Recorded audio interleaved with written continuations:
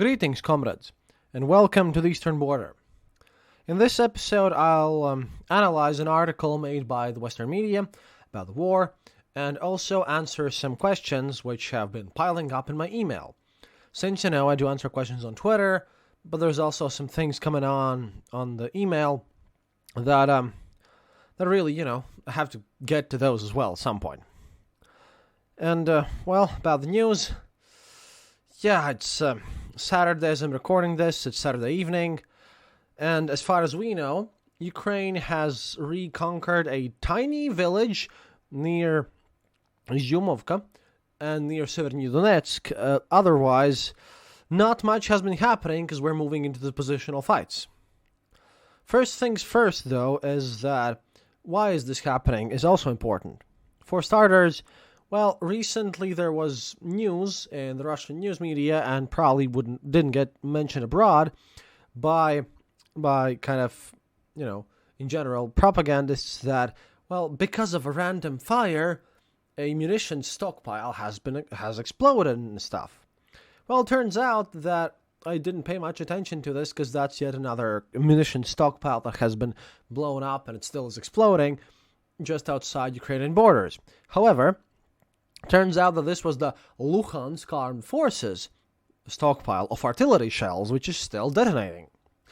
I found out about this from, getting some info on reading on my pro-Russian sources. But the trick is that, as I mentioned in the last episode, and this also answers a question of one of my listeners, that, the Russian forces are fighting in this war as a sort of a meshed together, randomly cobbled soup.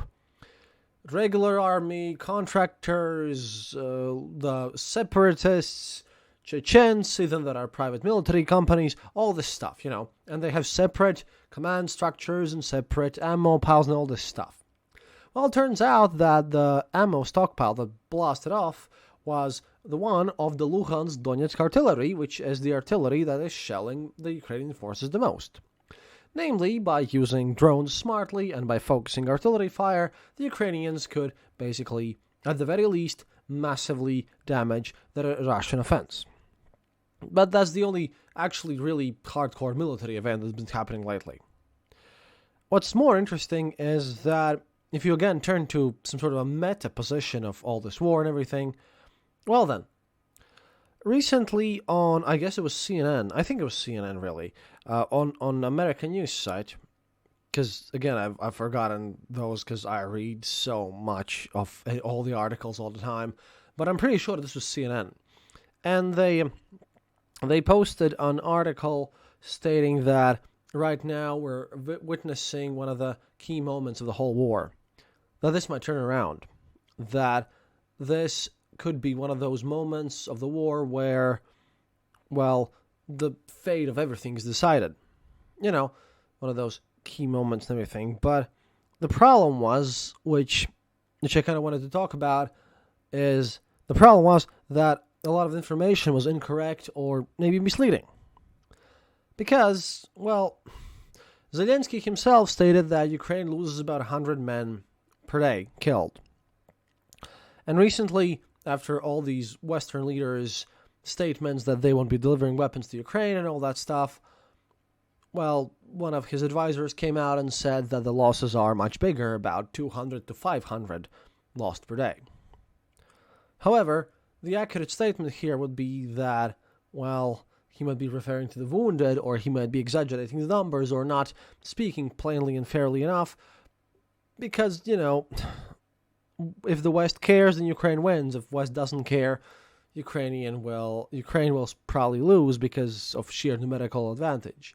I mean, all these misadvantages and all these failures of Russian army are there that they harm the Russian army, but you have to remember that, the Russian army is so huge, and it was, on paper at least, so strong, that all this corruption and all these failures and everything, it just make it about on par with the Ukrainian one. It doesn't make it a laughing stock that can be rolled over, no. It just means that they can't advance properly, they can't finish their operational goals, all this stuff. Well, as it turns out that, in this CNN article, it was stated that apparently Ukraine has lost about 30% of its army. And approximately the same numbers were given for Russia. Now the question is, are they talking about the army as a whole, or just the manpower, or everything? As it turns out, they were talking about the vehicles, because it wasn't stated really, but we have documentation and evidence that about 30% of Ukraine's tanks have been lost, and the same number goes for Russia, except Ukraine's tanks get replenished by allies, while Russian tanks are just lost. This wasn't specified in the article. Also, the whole losses situation is weird because officially, according to Russian numbers, only 1,345 people have been killed in this so-called special military operation. Although we know the numbers are much larger, since those numbers that Russia presents, they hadn't been updated since March. But the important part is that we basically have to calculate these numbers, and casualties also include the wounded.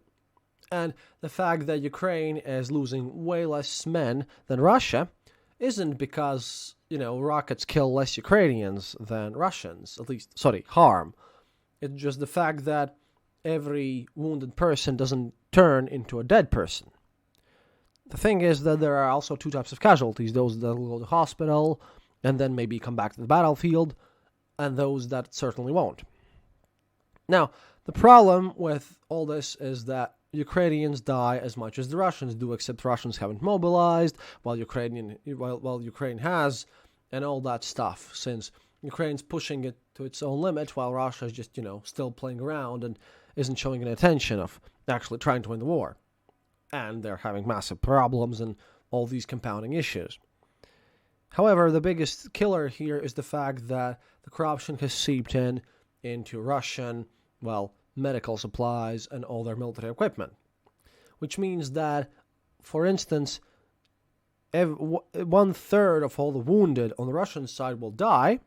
Meanwhile, only 1/5 of all the wounded on the Ukrainian side will die.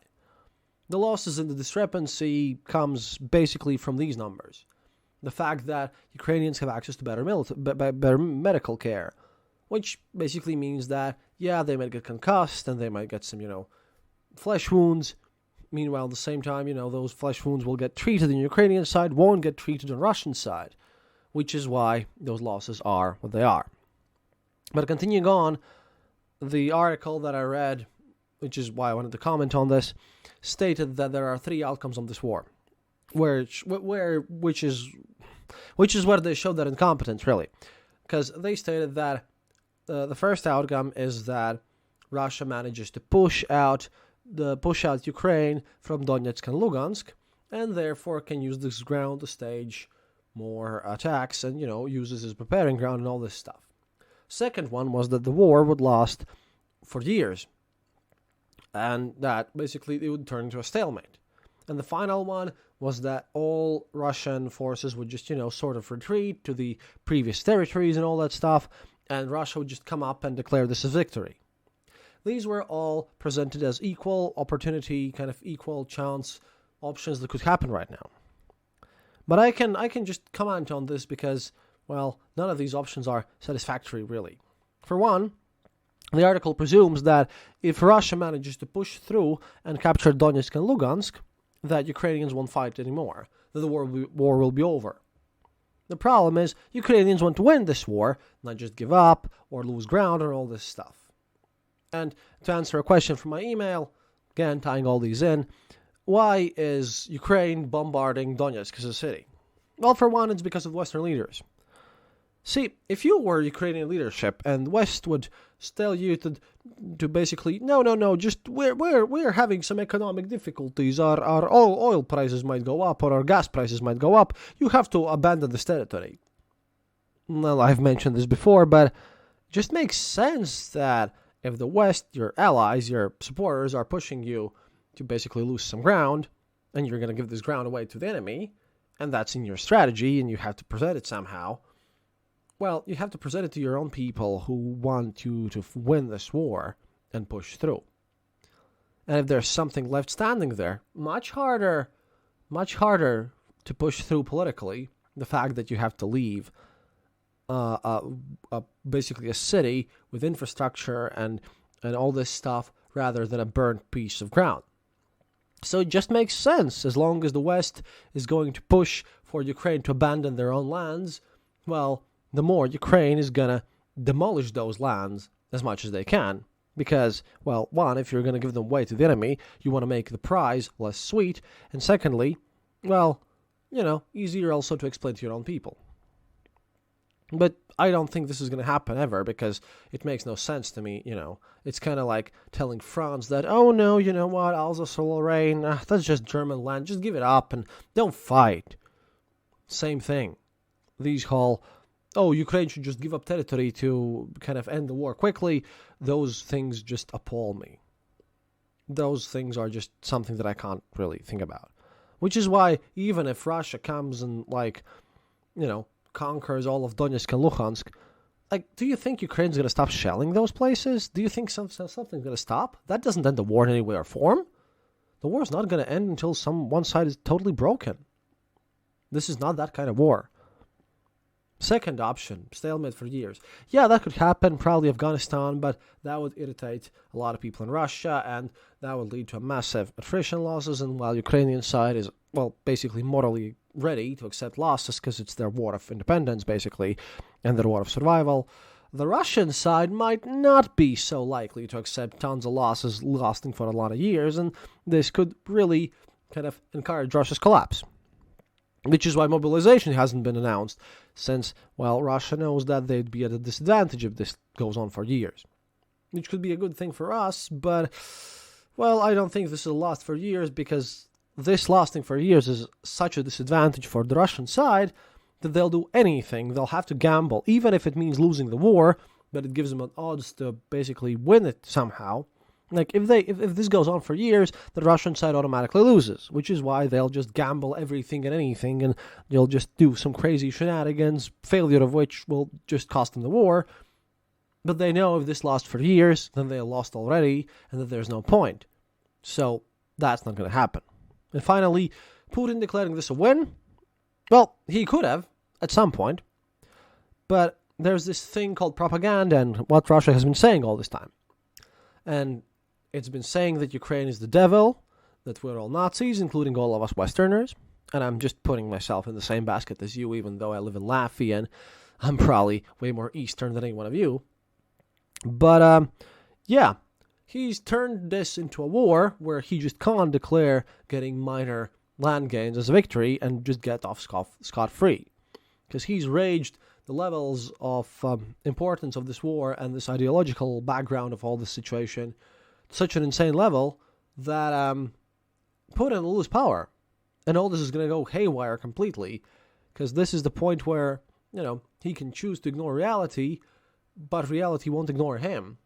And, even if there were, some peace talks, even those will be looked at very, very badly and poorly.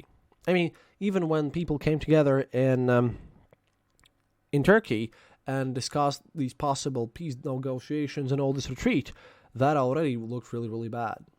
I mean, in Moscow, they're trying to kind of roll back the propaganda already by, there were complaints that a lot of Z posters and V posters are being removed since, it's kind of hard to, on the fourth month of all this situation going on, kind of hard to sell it to average Russian about all this situation, how this is all going perfectly. And therefore, none of the scenarios that have been postulated by CNN, I think it was CNN, I'm pretty sure about that, are realistic, and they just kind of show this inability of any of these journalists or so-called experts there to even speak Russian or understand what's Russia about. It's kind of fuzzy and weird because it seems like this article, which was kind of very spread out and popular in the Western media, was written by the same people who yell at me and call me, just because you live in Latvia and speak Russian and have been to Russia and have dealt with all these issues doesn't make you an expert kind of people. It's kind of the same thing where, I'm telling you what I know about, and then I'm being told that just because you are so close and are well informed doesn't make you an expert, because look, I read this in a book, and theoretically on paper, if you apply Western logics to this and all these rules and everything and regulations that the Russia totally must abide by, because they think logically and think what's best for their nation, except they don't. All this stuff, it's all like Asterix is everywhere. So the thing is, this is Russia we're talking about, and I don't even know what Putin thinks about it, because in his recent economical forum, which I mentioned last episode, Putin kind of showed well enough that he's a tactical thinker, not a strategic one. So all of you who read this article and were kind of panicking or hoping for a good result, yeah, I don't know what the result of this war is going to be, because Russia collapsing is also a major issue and it's not good. But putting your hopes at a CNN article, which looks nice on paper and makes sense for Western audiences, let me assure you, it does not reflect realities in any way or form. And also, well, as you know, these were the main questions that all of you have asked me lately, and I'll get to historical episodes too as well. Yeah, I hope this helps. We'll get to more news episodes when Igor Girkin releases something and when something actually changes. My arm's ready and I'm pretty willing to go to Ukraine myself back again in early July. In August, I'll be in the United States for 2 weeks. I'll be in the East Coast. Hope to meet you there. But yeah, lots of work in front of us. At any rate, please consider becoming our patron on patreon.com/theeasternborder. Or, you can click the little monetary icon if you go and follow us on Twitter on @Eastern_border. Or you can just listen to the show on theeasternborder.lv. You skip the ads that way, by the way. I mean, you can just hear the show, no ads, and you can, give us a one-time payment in PayPal as well if you want from there, or become our patron. But all in all, remember that happiness is mandatory. And whenever you want me to comment on a Western article by asking tons of questions about it next time, please make sure that you've listened to previous episodes before, because to veteran listeners of the show, well, hearing me laugh about another so-called Western expert mentioning his weird opinions, yeah. I'd rather not make episodes about comments on other journalist stuff, since I have my own work to do. До свидания, товарищи. Oh, and of course, happiness is mandatory.